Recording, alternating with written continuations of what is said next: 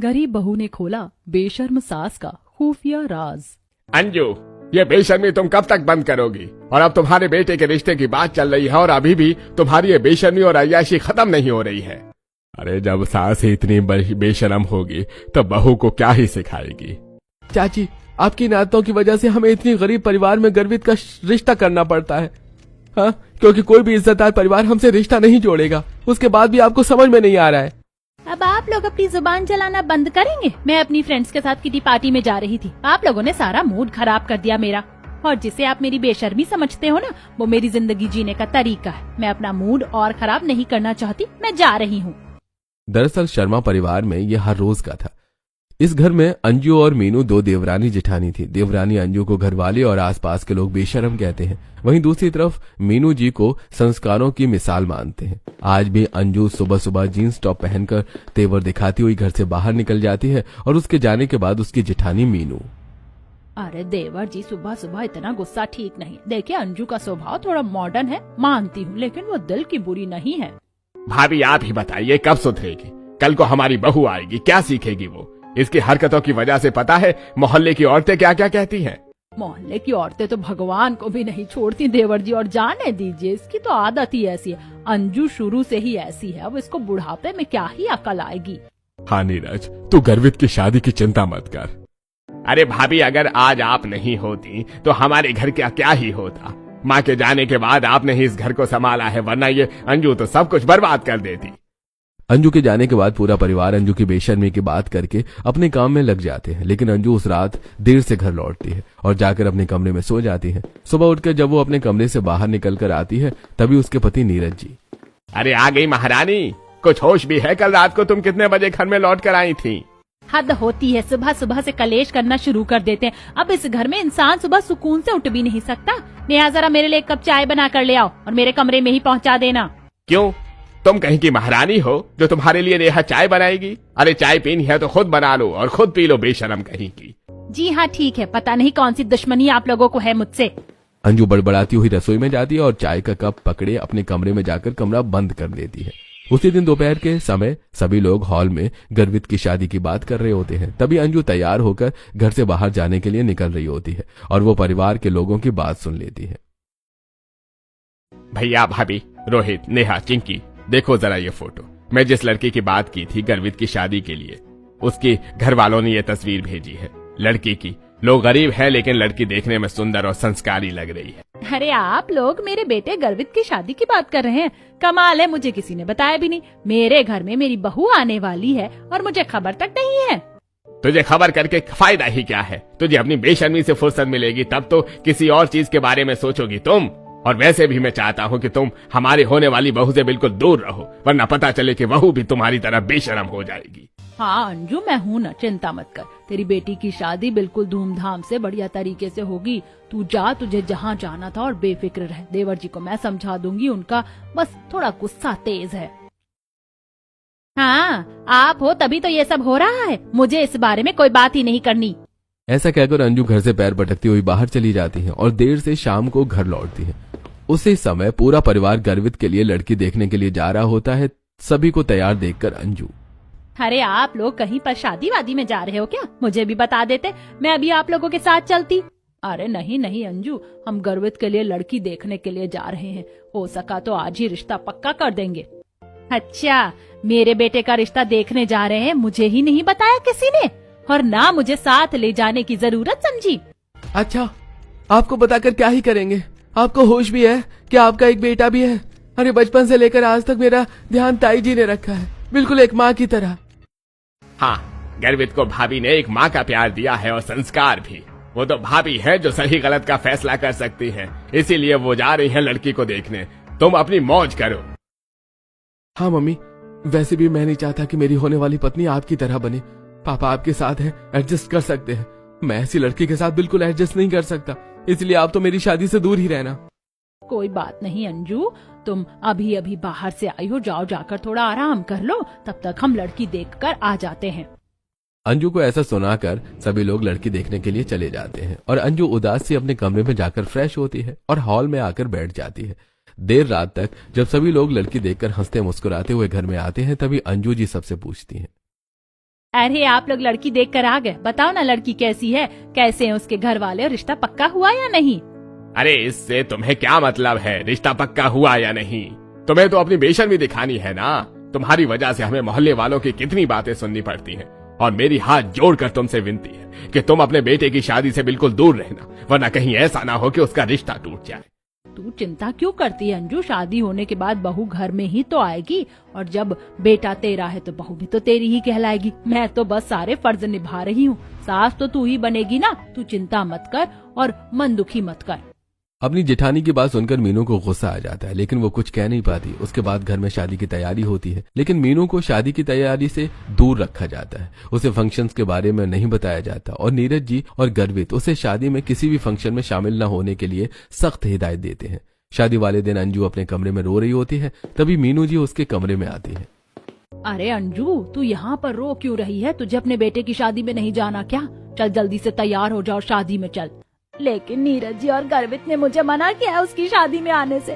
मैं ऐसे शादी में कैसे आ सकती हूँ? उनकी चिंता तू मत कर, तुझे अपने बेटे की शादी में आना है ना, तू जल्दी से तैयार हो जा। हम जब तक बारात लेकर पहुँचते हैं और तू तैयार होना, तब तक जल्दी शादी में आ जाना। अपने बेटे की शादी में जाने की बात सुनकर अंजू खुश हो जाती है, क्योंकि उसे पता होता है कि जब उसकी जेठानी ने उसे शादी में ले जाने के लिए बोल दिया है तो घर में कोई भी उसे कुछ नहीं कहेगा। वो तुरंत तैयार होकर अपने बेटे की शादी में पहुंचती है, जहां उसे देखकर मोहल्ले की औरतें और रिश्तेदार बातें बनाने लगते हैं। अरे आज तो महारानी साड़ी पहन कर आई है। चलो अच्छा, कम से कम बेटे की शादी वाले दिन तो उसने अपनी बेशर्मी नहीं दिखाई। हाँ, वरना तो पूरे खानदान का नाम मिट्टी में ही मिला दिया है। इसमें खुद में लक्षण नहीं है ढंग के, पता नहीं अपनी बहू को कैसे संभालेगी। कहीं ऐसा ना हो कि सास बहू दोनों मिलकर बेशर्मी का उदाहरण बन जाए। हाँ जी बहन जी, हम तो आस पड़ोस में रहते हैं, हम तो वैसे ही इसकी हरकतों से परेशान है। हमें तो डर लगता है कहीं हमारी बहू भी इसे देख कर ना बिगड़ जाए। लेकिन हम क्या ही कह सकते हैं, जब घर वाले कुछ नहीं कर सकते तो हम तो फिर भी बाहर वाले हैं। खैर है, हमें क्या, हम तो शादी एंजॉय करने आए हैं, एंजॉय करो। सभी पड़ोसन और रिश्तेदार अंजू के बारे में ये सब बातें कर रहे होते हैं, जिन्हें सुनकर अंजू को काफी बुरा लगता है। लेकिन उनकी जेठानी मीनू मन ही मन हंस रही होती है। उसके बाद गर्वित की शादी की सारी रस्में और माँ की फर्ज अंजू की जगह नीरज जी मीनू जी को निभाने के लिए कहते हैं, जिसे देखकर तान्या, जिसकी शादी गर्वित से हो रही थी, वो हैरान रह जाती है और मन में सोचती है, मेरी सास तो पीछे खड़ी हुई है ना, तो जब भी सास को बुलाने के लिए कहा जाता है तो मेरी ताई सास आगे कैसे आ जाती है? ये कैसी अजीब सी बात है। तान्या अपने मन में ये सब बातें सोच रही होती है। तभी पंडित जी फेरे शुरू करवाने के लिए कहते हैं, और फेरे होकर तान्या अपने ससुराल आ जाती है। और गृह प्रवेश के समय, भाभी, बहू का गृह प्रवेश करवाइए, ये लीजिए आरती की थाल। लेकिन भैया, ये तो अंजू का हक है ना, तो ये वो करवाएगी। नहीं भाभी, मैं चाहता हूँ कि नई बहू का गृह प्रवेश आप ही करवाओ, और आप ही उसे हमारे घर के तौर तरीके और संस्कार सिखाओ। बाकी मुझे किसी से कोई उम्मीद नहीं है। नीरज जी की बातें सुनकर सभी को बहुत हैरानी होती है। मीनू जी उसी समय तान्या का गृह प्रवेश करते हैं, और अंजू जी उदास होकर अपने कमरे में चली जाती हैं। लेकिन तान्या, यहाँ पर भी सारी रस्में ताई जी कर रही हैं और मेरे ससुर जी मेरी सास को गृह प्रवेश करने से क्यों रोक रहे हैं? आखिर इससे माजरा क्या है? तुम अपने मन में क्या सोच रही हो? हाँ, चलो ठंड हो रही है बहुत ज्यादा, आराम करने चलते हैं। लेकिन मम्मी जी का आशीर्वाद तो लेने उनके कमरे में जाकर। अरे कल सुबह ले लेना, अभी फिलहाल तुम आराम करने के लिए चलो। काफी थक गई होगी और मैं भी थक गया हूँ। तान्या अंजू जी से बात करने की कोशिश करने वाली होती है, तभी गर्वित उसे अपने साथ कमरे में ले जाता है। अगले दिन तान्या की पहली रसोई होती है, और सुबह सुबह, अरे तुम इतनी जल्दी जल्दी उठकर तैयार हो गई, कहाँ जाने की तैयारी हो रही है? अरे आपको नहीं पता क्या, आज मेरी पहली रसोई है। वैसे ये साड़ी देखो कैसी लग रही है, ताई जी ने ये साड़ी पहनने के लिए कहा है आज के दिन। हाँ, ताई जी की पसंद है ही कमाल। अब तुम ही देख लो, वैसे आज पहली रसोई में तुम क्या बनाने वाली हो? ये तो जाकर पता चलेगा ना, मैं मम्मी जी से पूछती हूँ कि क्या बनाना, उसके बाद बनाऊंगी। ऐसा कहकर तान्या जल्दी से रसोई में आ जाती है और देखती है कि आज घर में सुबह सुबह उसकी सास मौजूद ही नहीं है। तब वो अपने ससुर जी से पूछती है, पापा जी, मम्मी जी कहाँ हैं? मैं उनका आशीर्वाद नहीं ले पाई हूँ कल से, और आज मेरी पहली रसोई है तो वही बताएंगी ना कि मुझे क्या बनाना है। अरे तुम क्यों चिंता करती हो? तुम्हारी मम्मी जी यहाँ पर नहीं है तो क्या हुआ, ताई जी तो है ना, और ताई जी बताएंगी तुम्हें पहली रसोई में क्या बनाना है। हाँ बेटा, एक काम करो, तुम अपनी पहली रसोई में हलवा पूरी और सब्जी बना लो, सभी लोग प्रेम से वही खा लेंगे। ठीक है ताई जी, मैं अभी बना देती हूँ। थोड़ी देर में तान्या हलवा पूरी खीर बनाकर डाइनिंग टेबल पर लगा देती है, लेकिन अब तक उसकी सास घर में मौजूद नहीं होती। वो फिर से उसके बारे में पूछती है। मम्मी जी अभी तक घर में नहीं आई हैं, वो कहीं गई हुई हैं क्या? कर रही होगी अपने मन मर्जी की। वैसे भी उसका घर में मन ही कहाँ लगता है। ये नहीं कि नई नई दुल्हन आई है तो घर में थोड़ी देर रह ले, हमारे सामने नहीं कम से कम बहू के सामने तो अपनी इज्जत रख लेती। आप भी कैसी बातें करते हैं, ये सब बातें करने का कोई समय है ये? चलिए आज बहू की पहली रसोई है, सब लोग खाना पीना खाओ और बहू को शगुन दो। इसके बाद सभी लोग खाना खाते हैं, तान्या की तारीफ करते हैं और उसे शगुन देते हैं। और फिर तान्या बेटा आज तुम्हारी मुंह दिखाई है, जाओ जाकर अपने कमरे में तैयार हो जाओ, थोड़ी ही देर में रिश्तेदार और पड़ोस की महिलाएं आती होंगी। क्या सच में मुंह दिखाई के दौरान भी मेरी सास यहाँ मौजूद नहीं होंगी? क्या वो इस घर में नहीं रहती या फिर इस घर के लोग मुझसे कुछ छुपा रहे हैं? अरे तुम क्या सोचने लगे? चलो चल के तैयार हो जाओ, नेहा भाभी और प्रिया तुम्हें तैयार कर देंगी। गर्वित की बात सुनकर नेहा और प्रिया तान्या को तैयार करने के लिए उसके कमरे में ले जाती हैं और तान्या बहुत सुंदर सा लहंगा पहनकर तैयार होकर हॉल में आती है। उसके मुंह दिखाई की रस्म होती है, लेकिन उस समय भी अंजू जी वहां मौजूद नहीं होती और मुंह दिखाई की रस्म के बीच में वो जीन्स टॉप पहनकर बाहर से आती हैं और हैरान होकर पूछती हैं, अरे आज मेरी बहू की मुंह दिखाई है, मुझे आप लोगों ने बताया भी नहीं। भाभी आपने भी मुझे नहीं बताया कि आज मेरी बहू की मुंह दिखाई है और मुझे जानबूझकर घर से बाहर भेज दिया। अरे मैं क्यों भेजूंगी तुम्हें घर से बाहर? तुम खुद घर में रहोगी तब तो तुम्हें पता चलेगा कि क्या हो रहा है। तुम्हें खुद सोचना चाहिए कि तुम्हारे बेटे की शादी हुई है, नई बहू घर में आई है और तुम अभी भी घर में नहीं रहती बिल्कुल। ये मम्मी जी क्या कह रही थी? क्या सच में ताई जी ने मम्मी जी को घर से बाहर भेजा था? मुझे तो समझ में नहीं आ रहा आखिर इस घर में चल क्या रहा है। एक तरफ तान्या के मन में अपनी सास को लेकर बातें चल रही होती हैं, वहीं दूसरी तरफ अपनी जेठानी के मुंह से सबके सामने अपनी बेइज्जती करवाकर और इतनी सारी बातें सुनकर अंजू का चेहरा उदास हो जाता है और वो तुरंत अपने कमरे में चली जाती हैं। लेकिन उनके मन में अपनी बहू को लेकर काफी अरमान होते हैं और वो मौका तलाशती हैं। कुछ दिनों बाद जब मीनू मंदिर जाती है और घर में कोई नहीं होता, तब तान्या किचन में खाना बना रही होती है। अंजू चुपके से उसके पास आती है। अरे ये सब्जी कैसे काटनी है? ताई जी ने तो कुछ और तरीका बताया था।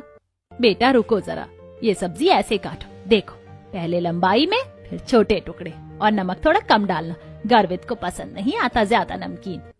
मम्मी जी आप? वाह ये तो बहुत आसान तरीका है, लेकिन आप तो मतलब सब कहते हैं आप। बेटा लोगों की बातें तो होती रहती हैं, तुम बस अपना काम करो, मैं मदद कर देती हूँ। ये मसाला डालो, स्वाद बढ़ जाएगा। मम्मी जी एक मदद और कर दीजिए, ये जो मैंने दाल बाटी के लिए दाल बनाई है, इस दाल में गलती से मेरे हाथ से ना नमक ज्यादा हो गया है, मुझे समझ में नहीं आ रहा कि अब मैं क्या करूं। अरे बेटा बस इतनी सी बात के लिए परेशान हो रही है, काम करो थोड़ा सा बिना नमक का आटा गूंथ कर उसकी 4 लोई बनाकर इस दाल में डाल दो और उसे ढक कर रख दो, नमक अपने आप ठीक हो जाएगा। अरे वाह मम्मी, ये तो बहुत अच्छी ट्रिक है, मैं आपकी ये ट्रिक हमेशा याद रखूंगी। तान्या अंजू से हंस हंस कर बात कर रही होती है और अंजू भी काफी खुश होती है। लेकिन तभी मीनू जी मंदिर से लौट आती हैं और रसोई में अंजू को तान्या के साथ देखकर गुस्से में पूछती हैं, ये किचन में क्या हो रहा है? अंजू तुम यहाँ क्या कर रही हो? तुम्हें समझाया था ना मैंने। अरे कुछ नहीं, मैं तो बस तान्या की मदद करने के लिए आई थी, आप घर में नहीं थी तो वो रसोई में अकेली परेशान हो रही थी। आप रुको मैं जा रही हूँ। लेकिन मम्मी जी मेरे साथ किचन में खड़ी थी तो इसमें बुराई क्या है? बेटा बुराई की कोई बात नहीं, बस तुम्हारे ससुर जी ने ही मुझे ये सब करने को कहा है। अगर तुम्हें विश्वास नहीं है तो तुम अपने पति से पूछ लेना। जरूर कोई ना कोई गड़बड़ है और वो गड़बड़ ताई जी से ही जुड़ी हुई है। मुझे उस गड़बड़ का पता लगाना होगा, आखिर क्यों ये लोग मम्मी जी को मुझसे दूर रखते हैं। अपनी जेठानी की बात सुनकर अंजू तुरंत किचन से बाहर चली जाती है। तान्या को शक होता है कि उसकी सास वैसी नहीं है जैसी दिखाई जाती है। अगले दिन तान्या कमरे में साड़ी संभाल रही होती है जो उलझ गई होती है। उस समय मीनू टहलने गई होती है, तभी तान्या के कमरे में अंजू आती है। बेटा साड़ी उलझ गई, रुको मैं ठीक कर देती हूँ। देखो प्लेट्स ऐसे बनाओ फिर पिन से लगाओ, आराम से पहन, जल्दबाजी मत करो। मम्मी जी आप तो बहुत अच्छी हैं, लेकिन फिर सब आपको बुरा क्यों कहते हैं?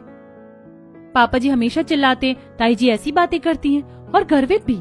मुझे लगता है आपसे सबकी कोई दुश्मनी है। बेटा तुम नहीं समझोगे, ये बहुत पुरानी सच्चाई है। पुरानी सच्चाई मतलब मम्मी जी कौन सी पुरानी सच्चाई है, बताइए ना। तान्या अपने सास से बात करने की कोशिश कर रही होती है। इस समय मीनू और धीरज जी टहलकर वापस आ जाते हैं। उनकी आवाज सुनकर अंजू तेज कदमों से तान्या के कमरे में नीचे आती है और अपने कमरे में चली जाती है, जिसे देखकर तान्या को हैरानी होती है। इसी तरह जब जब अंजू को मौका मिलता है वो मीनू जी की नामौजूदगी में तान्या के पास जाकर बैठ जाती है। एक दिन तान्या हॉल में स्कार्फ की बुनाई कर रही होती है और उसके फंदे उल्टे हो जाते हैं। इस समय मीनू जी सो रही होती हैं, तभी अंजू तान्या को देखकर उसके पास आती है। ये क्या बेटा, फंदे उल्टे हो गए हैं तो पूरा स्कार्फ क्यों उधेड़ रही हो? लाओ मुझे दो, मैं ऐसे ठीक कर देती हूँ। मम्मी जी आप इसे ठीक कर दोगी? हाँ बेटा, तुम्हें नहीं पता, मैं पहले बहुत अच्छे स्वेटर बनाया करती थी, वो तो मेरी आदत छूट गई, इसीलिए अब मैं नहीं बनाती। अंजू जी तान्या को फंदे सीधे करना बता रही होती है और हंस हंस कर बातें करती है। उनकी आवाज सुनकर मीनू जी नींद से उठकर आ जाती है। अंजू यहाँ तुम क्या कर रही हो? मैं तुम्हें पूरे घर में ढूंढ रही थी।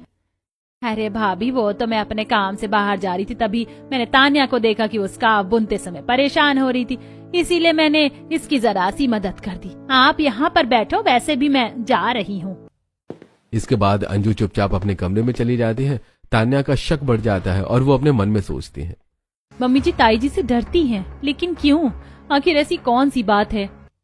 अब तान्या उस राज को जानने की कोशिश करती है। एक दिन तान्या पूरे घर की सफाई कर रही होती है। घर का 3rd फ्लोर पर एक कमरा हमेशा बंद रहता है, जिसकी चाबी मीनू के पास होती है। तान्या उस कमरे को खोलने की कोशिश करती है।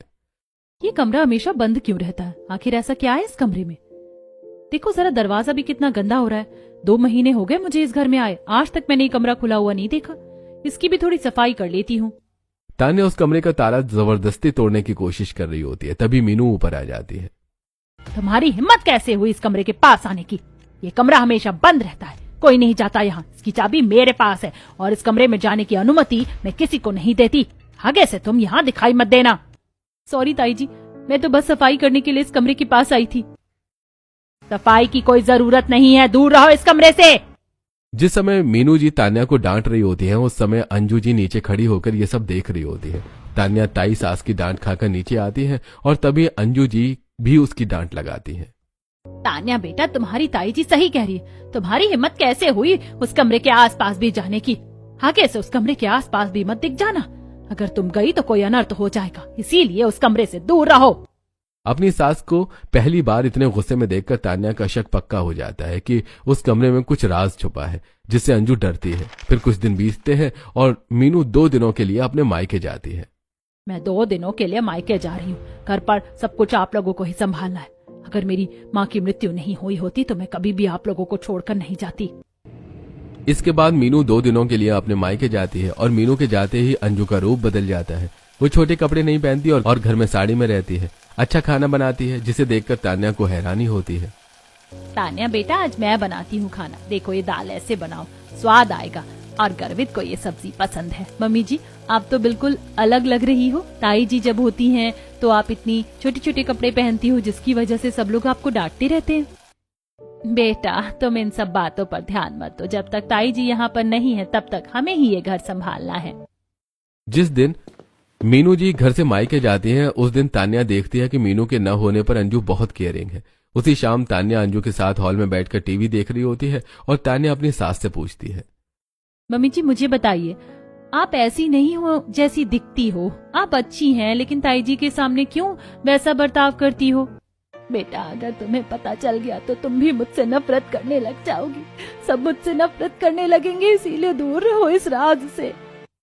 तान्या को डांटकर अंजू जी रोते हुए कमरे में चली जाती है और वो अपने मन में पुरानी बातें सोचने लगती है। सालों पहले, अंजू, तुम्हारी शादी को 4 साल हो गए और तुम अभी तक बच्चा पैदा नहीं कर पाई। अब मैं 1 साल और देखूंगी, अगर नहीं हुआ तो तेरे पति की दूसरी शादी कराऊंगी। बांझ बहू को घर में रखने का शौक नहीं है मुझे। माँ जी, मेरे माँ बाप नहीं है, चाचा चाची ने मुश्किल से शादी की। अगर आप निकाल दोगी तो मैं कहाँ जाऊंगी? अंजू की सास उसे बच्चा पैदा न करने की वजह से घर से निकलने की धमकी देती है। तभी उसकी जेठानी मीनू उसके पास आती है। अंजू, अगर तुम चाहो तो मैं तुम्हारी मदद कर सकती हूँ। देखो, मैं गर्भवती हूँ और मेरे पेट में जुड़वा बच्चे हैं, और ये बात घर में किसी को भी नहीं पता। मैं चुपचाप एक बच्चा तुम्हें दे सकती हूँ, लेकिन शर्त है, तुम जिंदगी भर वैसा ही करोगी जैसा मैं कहूंगी। घर वालों की नजरों में तुम बुरी बनोगी, बेशरम, अय्याश। मैं संस्कारी दिखूंगी और तुम्हें वादा करना होगा कि ये राज कभी नहीं खुलेगा। लेकिन क्यों? मैं क्यों बुरी बनूं? और सबको पता है कि आप गर्भवती हैं, तो जब आपका जुड़वा बच्चे होंगे तो सभी को पता चल जाएगा और माँ जी को तो मेरी कोख से पैदा हुआ बच्चा चाहिए। देखो उसका भी मेरे पास तरीका है। मैं सभी को कह दूंगी कि तुम भी गर्भवती हो और हम दोनों अपनी गर्भवती के समय आश्रम में जाकर रहेंगे ताकि हमारे बच्चे में अच्छे संस्कार आए। और जिस समय मेरी डिलीवरी होगी उस समय तुम भी अस्पताल में भर्ती हो जाना और एक बच्चा मैं तुरंत तुम्हें दे दूंगी। किसी को भी नहीं पता चलेगा कि बच्चा मेरा है या तुम्हारा। लेकिन भाभी उसके लिए मुझे बुरा क्यों बनना पड़ेगा? आप वैसे भी तो अपना बच्चा मुझे दे सकती है ना। लेकिन इससे मुझे क्या फायदा होगा? इसीलिए अगर तुम्हें मेरी मदद चाहिए तो वही करना होगा जो मैं चाहती हूँ। लेकिन क्यों भाभी? सोच लो, वरना मम्मी जी तो तुम्हें वैसे भी घर से निकाल ही देंगी। मजबूरी में अंजू जी को मीनू जी की बात माननी पड़ती है और वो दोनों आश्रम चली जाती है जहाँ मीनू की डिलीवरी होती है। मीनू एक बच्चा अंजू को देती है। घर लौटकर अंजू बेशर्म बनकर रहती है और देर रात बाहर रहना और कपड़े पहनना उसकी दिनचर्या बन जाते हैं और मीनू संस्कारी बन जाती है, घर संभालती है। एक तरफ अंजू पुरानी बातों को याद करके सिसक सिसक कर रो रही होती है तो वहीं दूसरी तरफ तान्या उस दिन ठान लेती है कि वो उस कमरे के राज का पता लगा कर रहेगी। और अंजू के कमरे में जाती ही तुरंत तान्या उस खुफिया कमरे के पास जाती है और ताला तोड़कर देखती है कि उसे कमरे में एक संदूक रखा हुआ है। जब तान्या उस संदूक को खोलकर देखती है तो हैरान रह जाती है। हे भगवान, अच्छा तो ये सच्चाई थी जिसकी वजह से मम्मी जी इतना डरी डरी रहती थी और ताई जी मम्मी जी को ब्लैकमेल करती थी। गर्वित ताई जी के बेटे हैं ना कि मम्मी जी के। और ताई जी ने मम्मी जी से इन कागजात पर साइन करवाया है कि वो पूरी जिंदगी घर में बेशरम बनकर रहेंगी ताकि सभी लोगों की नजरों में ताई जी एक अच्छी बहू बन पाए। अब मुझे ये बात सबको बतानी होगी, लेकिन उससे पहले मुझे मम्मी जी से बात करनी होगी। तान्या अपने मन में ऐसा सोचकर जल्दी से अपनी सास के कमरे में आती है जहां पर उसकी सास जोर जोर से फूट कर रो रही थी। तभी तान्या, अरे मम्मी, क्या कितनी जोर जोर से क्यों रो रही हैं आप? मुझे बताइए क्या हुआ है। नहीं बेटा, तुम नहीं समझोगी, तुम जाओ यहाँ से। मम्मी जी मुझे सब पता है, मैंने उस कमरे में खुफिया राज पता कर लिया। अब वक्त आ गया है इस घर में आपको आपकी जगह सही दिलवाने का। अब आपको वैसा ही करना होगा जैसा मैं कहूंगी। अपनी बहू की बात सुनकर अंजू हैरान रह जाती है और उसकी बात मान लेती है। अगले दिन अंजू एकदम बढ़िया सी साड़ी पहनकर पूरे दिन घर का काम करती है और तान्या के साथ मंदिर जाती है। जब वो मंदिर से लौट रही होती है तभी मीनू मायके से लौट कर आती है और उसे देखकर एकदम गुस्सा हो जाती है और अंजू का हाथ पकड़कर अपने कमरे में ले आती है। अंजू, मैंने तुम्हें समझाया था ना कि तुम्हें तान्या से दूर रहना है। अगर तुम उसके करीब गई तो मैं घर में सबको वो राज बता दूंगी जो पिछले 20 सालों से छुपा हुआ है। भाभी, आप राज सबको बता दो क्योंकि अब मैं ये सब बर्दाश्त नहीं कर सकती। मीनू जी उस समय गुस्से में अपना खुद का राज उगल देती हैं और तान्या ने अपनी चालाकी से अपनी सास की साड़ी में कैमरा लगाया होता है जिससे कैमरे में हो रही सारी बातचीत बाहर हॉल में टीवी पर सबको दिखाई और सुनाई देती है। तान्या जन्म प्रमाण पत्र, आश्रम के रिकॉर्ड घर में सबको दिखाती है। तभी धीरज जी मीनू जी को आवाज देते हैं। मीनू जी और अंजू जी कमरे के बाहर आती हैं। अब तो आप सभी को पता चल गया ना कि ताई जी ने मम्मी जी को फंसाया। गर्वित असल में ताई जी का बेटा है, लेकिन उन्होंने मम्मी जी को बेशर्म बनने पर मजबूर कर दिया। झूठ, ये सब झूठ है। अंजू, ये सच है? हाँ, मैंने परिवार बचाने के लिए किया। मम्मी, आपने इतना सहा? मीनू, तुमने धोखा दिया, वो भी पिछले 20 सालों तक। अब तुम इस घर में नहीं रह सकती। धीरज जी मीनू जी को घर से बाहर निकाल रहे होते हैं। तभी नीरज जी उन्हें रोकते हुए कहते हैं, लेकिन भाभी, आपने आखिर ये सब क्यों किया? क्योंकि मैं इस घर की बड़ी बहू थी और मेरी सास ने मेरी कभी भी अहमियत नहीं पहचानी। लेकिन जब अंजू आई तो सबका दिल जीत लिया। मुझे सहन नहीं हुआ, लेकिन मुझे अपनी गलती का एहसास है कि मैंने खुद के फायदे के लिए अंजू को बुरा बनाया। मुझे माफ कर दीजिए सभी।